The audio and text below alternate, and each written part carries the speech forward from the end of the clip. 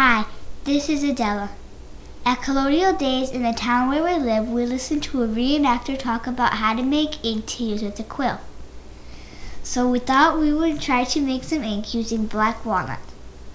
To make the ink, we took some of the hull of the black walnuts off. We put them in a stock pot and covered them with water. We soaked them in water for 2 days. We also left them to simmer and soak for another day.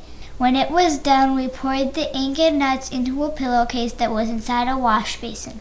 We used the pillowcase so the liquid would drain out into the basin and the solid pieces of the nuts would stay inside the pillowcase.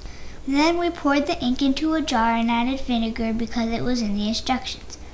Then we poured some of that ink into a smaller bottle that we wanted to use as an inkwell. We added salt to that bottle to help it set. With our ink ready, we set out to make a quill from turkey feathers. To do that, we had to cut off the end of the feather and trim it to make a point. Once we did that, we were ready to write.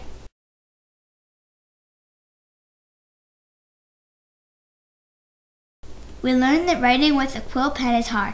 In addition to making ink and trimming the feather, you have to dip the quill in the ink a lot. Most times we dipped, we were able to write about 1 word. It's like having your pencil tip break on every word. In colonial times, to sharpen a quill, people sometimes used pen knives, which is how today's small pocket knives got their name.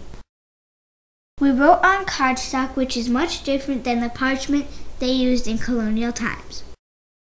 It must have taken a long time to write a letter. That must be why some historic journal entries are on the short side. It took about 15 minutes to write a paragraph. All in all, without spending money, we made a lot of ink with a few nuts, and it was fun.